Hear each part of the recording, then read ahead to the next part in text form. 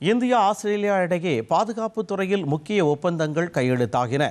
அரசுமுறை பயணமாக ஆஸ்திரேலியா சென்றுள்ள பாதுகாப்புத்துறை அமைச்சர் ராஜ்நாத் சிங் கான்பெராவில் உள்ள நாடாளுமன்ற வளாகத்திற்கு சென்றார். அங்கு அவருக்கு பாரம்பரிய நடனத்துடன் உற்சாக வரவேற்பு அளிக்கப்பட்டது.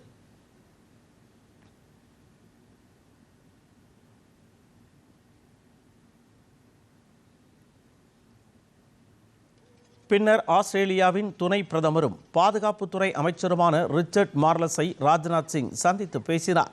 அப்போது இருவரின் முன்னிலையில் இரு தரப்பினரிடையே பாதுகாப்புத் துறையில் முக்கிய ஒப்பந்தங்கள் கையெழுத்தாகின.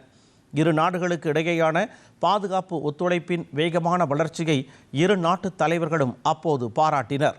இதைத் தொடர்ந்து ஆஸ்திரேலிய பிரதமர் ஆண்டனி அல்பானிஸையும் அமைச்சர் ராஜ்நாத் சிங் சந்தித்து பேசினார்.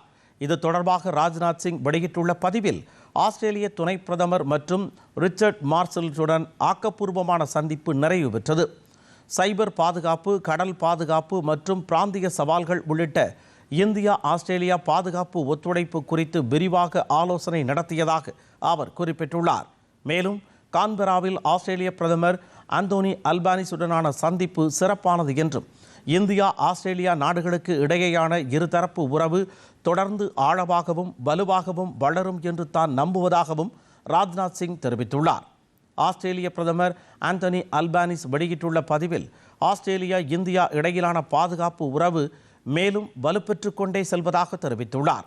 இது நம்பிக்கை மற்றும் அமைதியான, பாதுகாப்பான மற்றும் வளமான இந்தோ பசிபிக் பிராந்தியத்திற்கான உறுதிப்பாடு ஆகியவற்றின் அடிப்படையில் கட்டமைக்கப்பட்டுள்ளதாக அல்பானிஸ் குறிப்பிட்டுள்ளார்.